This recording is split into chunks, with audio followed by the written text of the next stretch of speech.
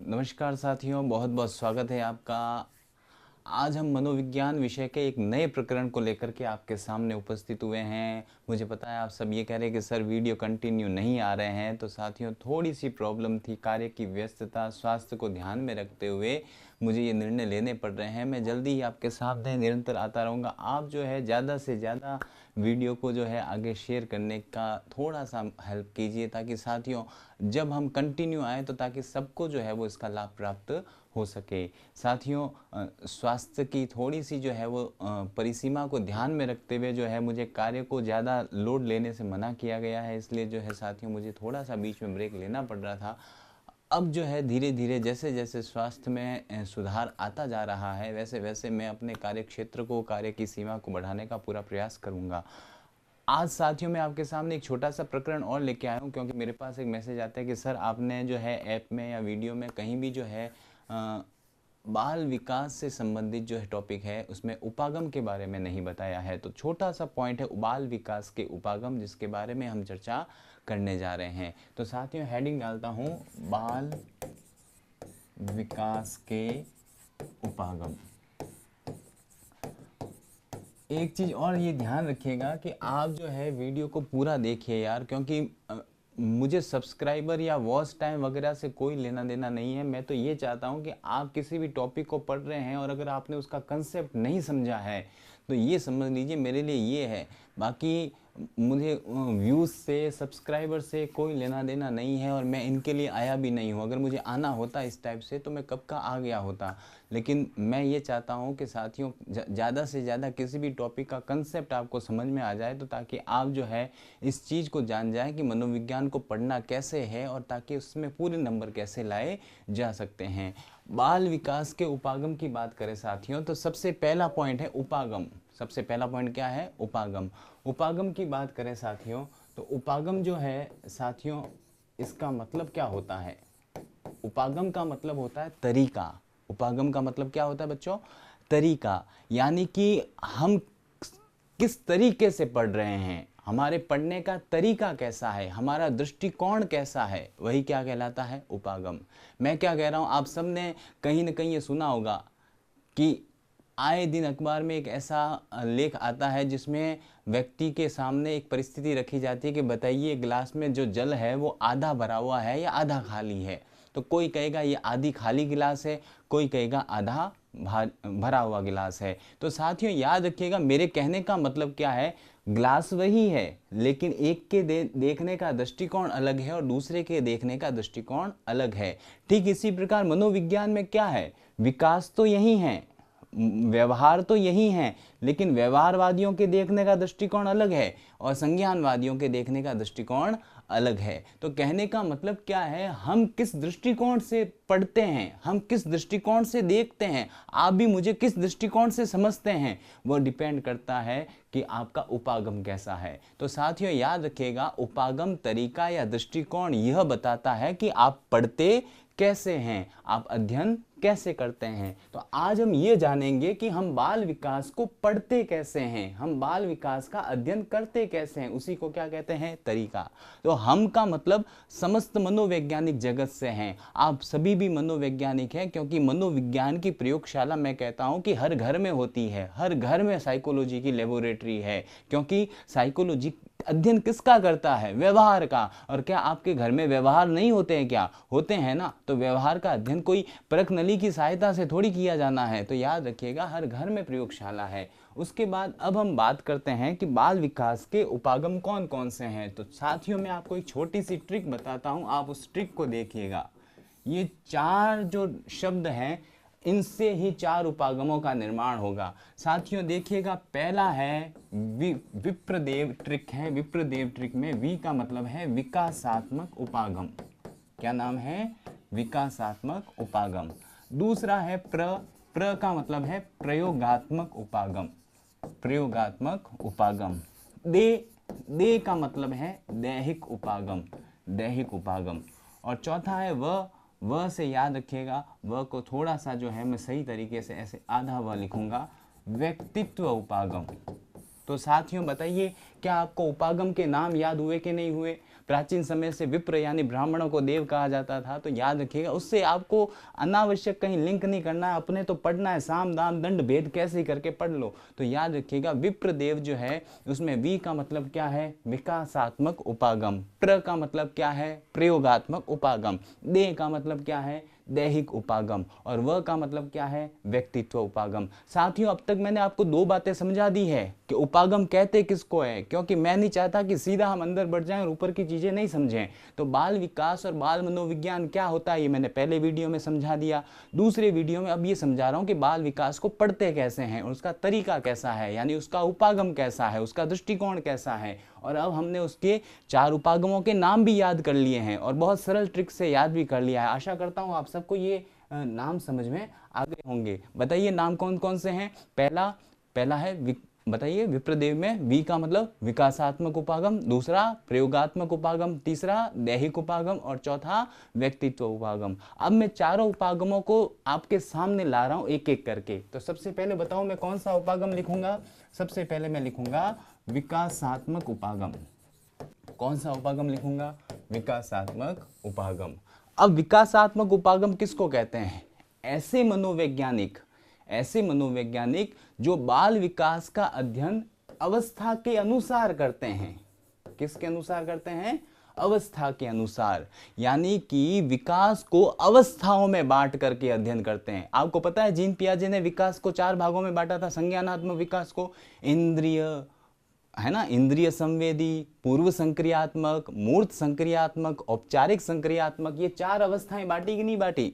आप विकास में अवस्थाओं का अध्ययन करते हैं, शैशवावस्था, बाल्यावस्था करते हैं नहीं करते हैं? मेरिडिथ का नाम सुना होगा। मेरिडिथ ने विवृद्धि चक्र में 4 भागों में बांटा उसको। अगर आपने ये सब नहीं भी पढ़ा है कोई दिक्कत नहीं, आप ये चीज याद रखिएगा कि उम्र प्रमाणे का मतलब क्या कि टाबरों और अध्ययन अलग करना है, ठीक है। इसके बाद में मीडियम का अलग करना है, बच्चों का अलग करना है। कहने का मतलब है अवस्था या आयु के अनुसार जब हम बच्चों का अध्ययन करते हैं और उसके अनुसार अध्ययन करते हैं, तो ऐसी स्थिति में हम कौन से उपागम के अंतर्गत आएंगे? विकासात्मक उपागम। अब मुझे बताइए पियाजे कौन से उपागम में आ गया? विकासात्मक में भी आएगा कि नहीं आएगा? क्यों? क्योंकि वह हर वैज्ञानिक जो अवस्था को बांट करके अध्ययन करता है। मुझे बताओ क्या वाइगोस्की ने बांटा क्या? तो वाइगोस्की इसमें कहां से आ गया? क्यों? क्योंकि वाइगोस्की ने अपने विकास में कहीं भी अवस्थाओं का नहीं, लेवल 3 लेवल जरूर बताए हैं, लेकिन अवस्थाएं कहीं नहीं बताए हैं। तो ये थोड़ी सी बात याद रखनी है कि जो विकास का अध्ययन अवस्थाओं के संदर्भ में करता है, लॉरेंस कोलबर्ग नैतिक विकास का सिद्धांत अवस्था के अंतर्गत किया है, ठीक है। 6 अवस्थाएं बताई, तो 6 अवस्थाएं बताने के कारण ये किसमें आ गया? विकासात्मक उपागम में आ गया। तो ऐसे वैज्ञानिक जो विकास का अध्ययन अवस्था के अनुसार करते हैं, मात्रा के अनुसार, गति के अनुसार। याद रखिएगा, मेरिडिथ ने विकास की गतियां बताई थी और गतियां बता करके ये कहा कि 0 से 2 वर्ष के बच्चों का जो विकास का जो स्पीड होता है वो सबसे तेज होता है, लेकिन प्रौढ़ावस्था में वही स्पीड कम हो जाता है, बाल्यावस्था में भी कम हो जाता है, किशोरावस्था में बढ़ जाता है। तो कहने का मतलब क्या है साथियों, हम अगर विकास की स्पीड देखें तो हमें पता चलेगा कि एक छोटा सा बच्चा वास्तव में कितनी तेजी से बड़ा हो रहा है। लेकिन अब मैं अगर बात करूं, क्या अब मैं बड़ा हो रहा हूं? क्या अब मेरी वृद्धि हो रही है? क्या? तो कहने का मतलब है साथियों, अब मेरी गति हो गई वृद्धि की कम, लेकिन उस समय उस बच्चे की वृद्धि की गति क्या थी?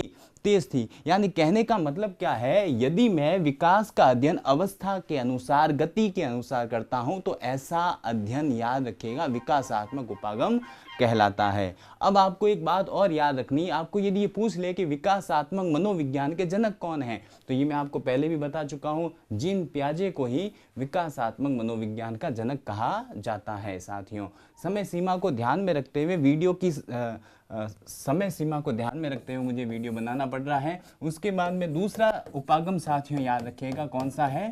प्रयोगात्मक उपागम। दूसरा उपागम कौन सा है? प्रयोगात्मक उपागम। अब इसमें क्या किया जाएगा? इसमें भी याद रखना, ये देखा जाएगा कि विकास अगर हो रहा है तो विकास के होने के पीछे क्या कारण है।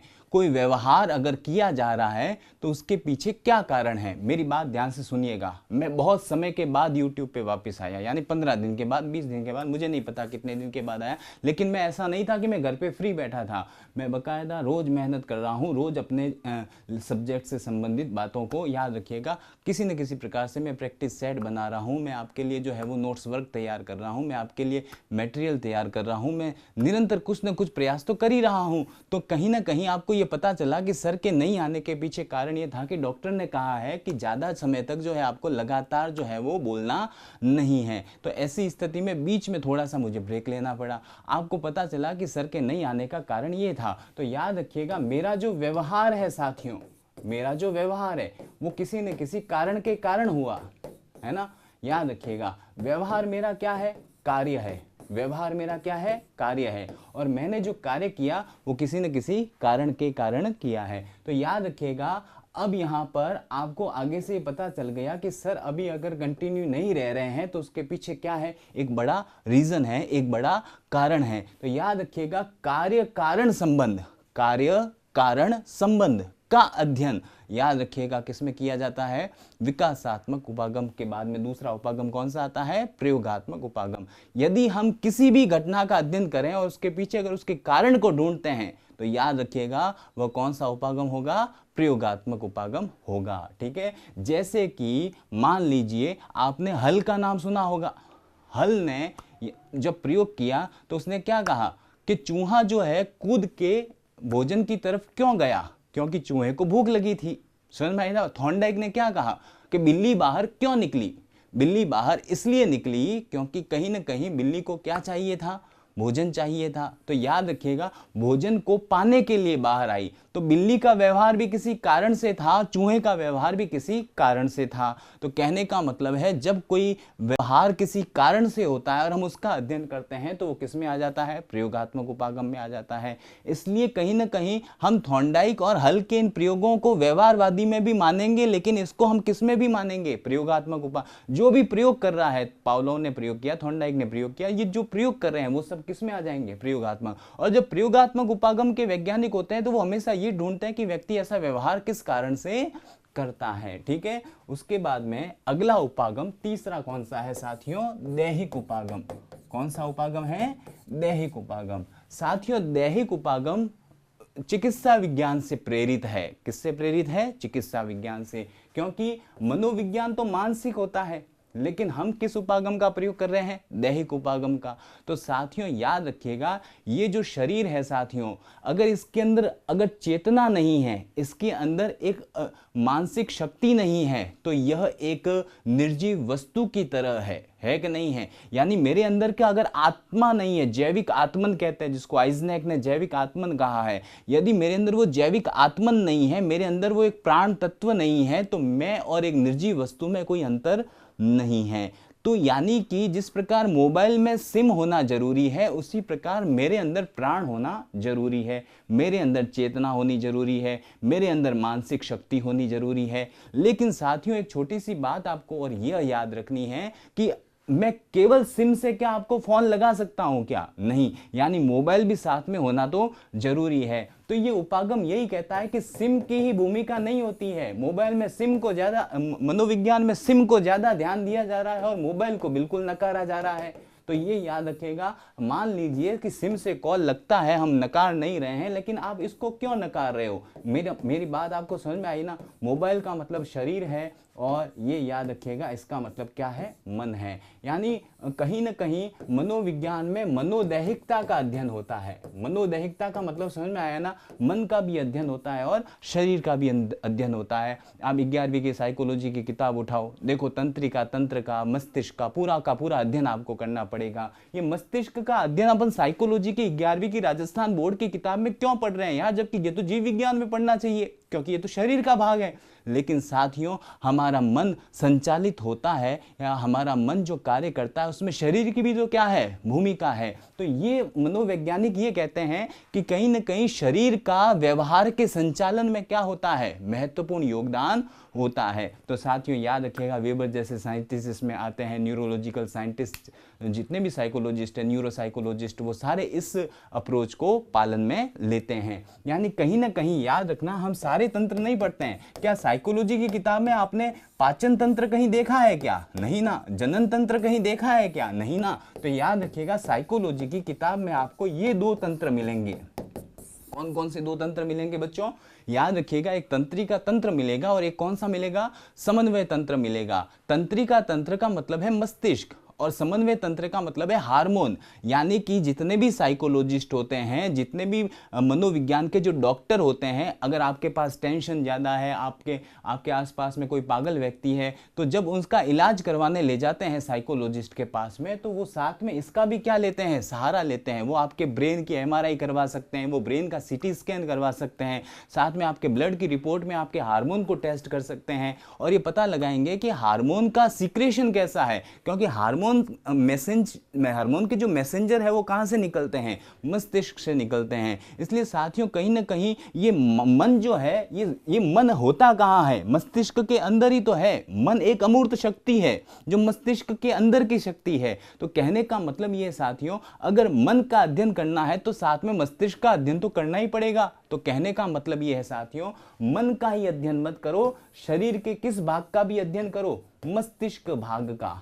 और मस्तिष्क भाग को ही क्या कहते हैं? तंत्रिका तंत्र और समन्वय तंत्र कहते हैं। इसे नाड़ी तंत्र कहते हैं। क्या कहते हैं? नाड़ी तंत्र। अंग्रेजी में नर्वस सिस्टम कहते हैं बच्चों।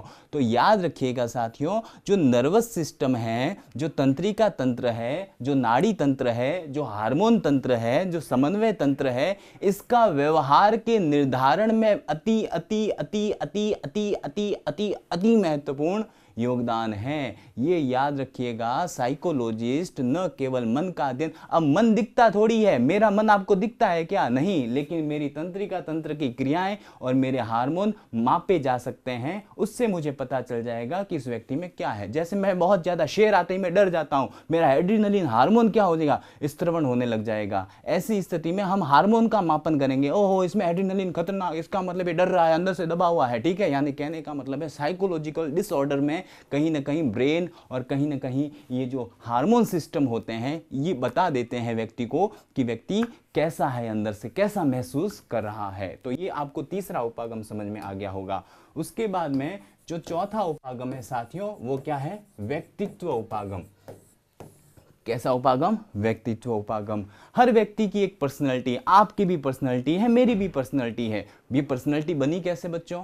गुणों से बनी है। आपके गुणों ने आपका व्यक्तित्व बनाया, मेरे गुणों ने मेरे व्यक्तित्व को बनाया। आज मुझे अगर साइकोलॉजी के टीचर्स के नाम से कोई समझता है, जानता है, पहचानता है, तो इसका मतलब ये है कि कहीं ना कहीं व्यक्ति में उस पढ़ाने से संबंधित कुछ गुण हैं, इसलिए व्यक्ति उसे पहचानते हैं। तो कहने का मतलब ये है साथियों कि हर व्यक्ति का व्यक्तित्व उसके गुणों से निखरता है। और गुण केवल जो है वो केवल शारीरिक नहीं होते हैं, गुण मानसिक भी हो सकते हैं, गुण नैतिक भी हो सकते हैं। तो गुणों का एक पिटारा है व्यक्तित्व। तो हम यदि उनके गुणों का अध्ययन करना शुरू कर देते हैं, अगर मैं आपके गुणों का अध्ययन करना शुरू कर दूं कि आप बहुत सुंदर हो, आप बहुत सुशील हो, आप बहुत चरित्रवान हो, आप बहुत नैतिक हो, आप में आदतें बहुत अच्छी है, आपकी ये खासियत है कि यार आप वास्तव में परिस्थिति में, हर परिस्थिति में अपने आप को एडजस्ट कर लेते हो, तो ऐसी स्थिति में मैं यह कहूंगा आपको कि यार आपका व्यक्तित्व एक संतुलित व्यक्तित्व है। लेकिन अगर आप बात बात में चिढ़ जाते हो, आप बात बात में गुस्सा हो जाते हो, आपको बोलने की तमीज नहीं है, आपको गुरुओं का सम्मान करना नहीं आता, आप माँ बाप का सम्मान करना नहीं समझते हैं, ऐसी स्थिति में हम क्या कहेंगे कि इस व्यक्ति का व्यक्तित्व असंतुलित है। क्यों? क्योंकि उसकी सोच, उसकी आदतें कहीं ना कहीं क्या है? बिखरी हुई है। तो साथियों याद रखना, व्यक्तित्व में हम किसका अध्ययन करते हैं? गुणों का अध्ययन करते हैं। और गुणों का जो एक पुंज होता है जिसको शील गुण कहते हैं, जिसके बारे में हम व्यक्तित्व में डिटेल में पढ़ेंगे। जैसे कि मान लीजिए कि मेरा बच्चा बाहर से आया घर पे और मैंने देखा कि छोरा ये क्या करके लाया रे, ऐसे कैसे कटिंग करके लाया, कि पापा ये पिक्चर में आते हैं ना उसके जैसे के जैसे कटिंग करके लाया हूं। इट मीन्स वह उसको कॉपी कर रहा है, तादात्म्यकरण कर रहा है। तो ऐसी स्थिति में उस बच्चे का जो वो गुण है वो शील गुण कहलाएगा। यानी महात्मा गांधी की जो अहिंसा का जो गुण है, उस बच्चे के द्वारा जो कटिंग कराने वाला जो गुण है, वो गुण कहीं ना कहीं व्यक्ति ये सोचता है कि इससे जो है मैं समाज पर एक नया प्रभाव डालूंगा। तो मेरे बच्चे के द्वारा कराएगी जो कटिंग है वो समाज पर इतना प्रभाव नहीं डालेगी, लेकिन उसे लगता है कि डालेगी क्योंकि वो किशोरावस्था में है। लेकिन कहीं ना कहीं अगर यदि मैं बात करूं कि महात्मा गांधी के सत्याग्रह की, तो वास्तव में उसने कहीं ना कहीं पूरे देश पर, पूरे विश्व पर क्या डाला, प्रभाव डाला है। तो ये सारे वे गुण हैं जो व्यक्ति पर प्रभाव डालते हैं, समाज पर प्रभाव डालते हैं। समाज पर प्रभाव डालने वाले जो स्थायी विशेषक होते हैं, जो ट्रेट होते हैं, उन्हें शील गुण कहा जाता है। अब कुछ गुण ऐसे होते हैं जो बहुत खतरनाक प्रभाव डाल देते हैं, कुछ गुण ऐसे होते हैं जो प्रभाव डालने के लिए बनाए जाते हैं लेकिन प्रभाव डालते ही नहीं है, तो उसे गौण विशेषक कहते हैं। तो गौण विशेषक, प्रमुख विशेषक, केंद्रीय विशेषक, गुण विशेषक, सतही विशेषक, इन सब का अध्ययन अपन व्यक्तित्व विशेष में अध्ययन करेंगे। लेकिन अभी आपको इतनी सी बात याद रखनी है कि गुणों से संबंधित यदि विकास का अध्ययन किया जाता है तो उसे व्यक्तित्व उपागम में डाला जाता है। साथियों, मैं आशा करता हूं कि आप मेरे इस पूरे वीडियो को देख रहे हैं, इसलिए नहीं कि मेरा वॉच मिनट बढ़ा दीजिए, इसलिए नहीं कि मेरे सब्सक्राइबर बढ़ जाए, इसलिए कि कम से कम आपको एक कंसेप्ट समझ में आ जाए। बाकी मुझे कोई मतलब नहीं है, आपकी इच्छा है पढ़िए नहीं पढ़िए आपके ऊपर है। साथियों, थोड़ा सा मैं ये कह सकता हूं कि मैं समय को लेकर के अभी पंक्चुअल नहीं हो पा रहा हूं, मैं ईमानदारी से खुद कह देता हूं, ठीक है, क्योंकि मैं अति व्यस्त कार्यक्रम में फंसा हुआ हूं। लेकिन जल्दी ही आपके सामने रहूंगा उपस्थित। लेकिन आप ये समझिए कि मैं जो पढ़ा रहा हूं, क्या आपने उस टॉपिक को उस दृष्टिकोण से पढ़ा है? क्या आपने उस दृष्टिकोण से समझा है? अगर नहीं समझा है तो मनोविज्ञान आपको कहता है कि हर दृष्टिकोण को इस दृष्टिकोण से समझना है। तो हर याद रखिएगा, हर टॉपिक को समझ कर पढ़िए, रट कर मत पढ़िए। रट कर पढ़ने का मैं सख्त विरोध करता हूं। याद रखिएगा, कुछ चीजें ऐसी होती है जिन्हें याद करना पड़ता है, जैसे विप्रदेव। हाँ, विप्रदेव याद करना पड़ेगा। कारण क्या है? क्योंकि कहीं ना कहीं अगर सवाल ये आ गया कि निम्न में से कौन सा बाल विकास का उपागम नहीं है, तो ऐसी स्थिति में करोगे क्या? ऐसी स्थिति में विप्रदेव को याद तो करोगे, तब आपको पता चल जाएगा कि वी का मतलब विकासात्मक उपागम, प्र का मतलब प्रयोगात्मक उपागम, दे का मतलब दैहिक उपागम, व का मतलब व्यवहारिक उपागम।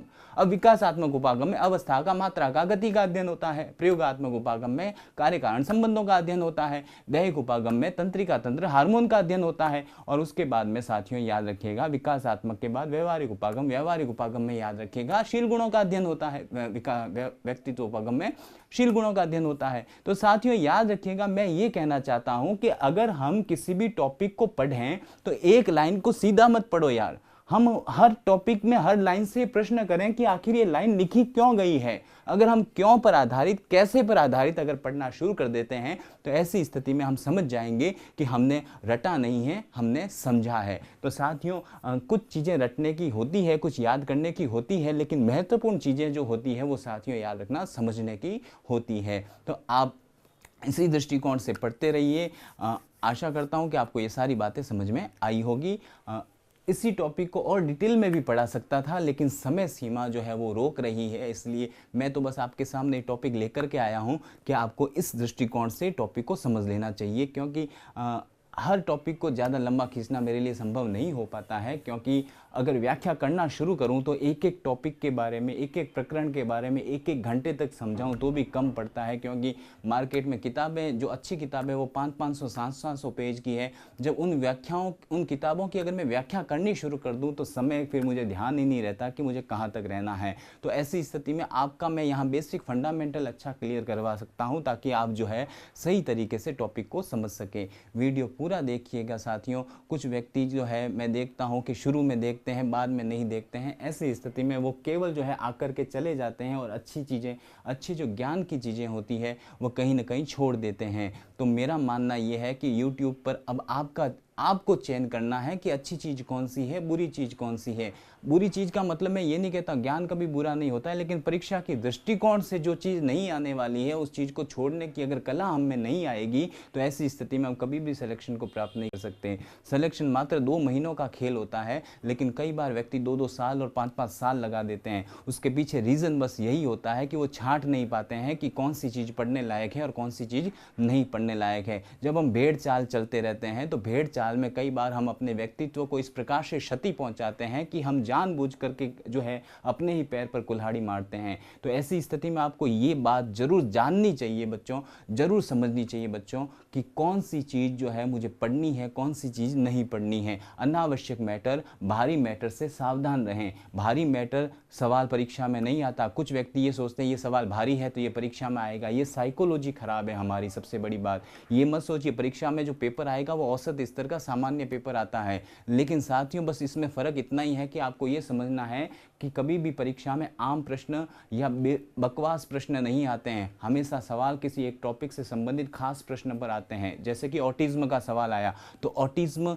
की अवधारणा पर उसने सवाल क्यों बनाया, क्योंकि ऑटिज्म को लेकर के अभी वर्ल्ड में बहुत ज़्यादा अवेयरनेस चल रही है। तो कहने का मतलब ये है साथियों कि कहीं ना कहीं आपको ये चीज़ें समझनी चाहिए कि कौन सी चीज़ें जो है परीक्षा में पूछने की दृष्टि से महत्वपूर्ण होती है। तो ये आता है अभ्यास से, ये आता है जागरूकता से, ये आता है सही मार्गदर्शन से। तो मेरा कहने का मतलब इस मोटिवेशन से मैंने साथ में आपको ये भी समझा दिया कि आप पढ़ें कैसे और किस तरीके से पढ़ें, क्या न पढ़ें। आशा करता हूँ ये वीडियो आपको पसंद आया होगा। आज्ञा दीजिए मुझे, मैं जल्दी आपके सामने कंटिन्यूटी के साथ आऊँगा। तब तक के लिए धन्यवाद।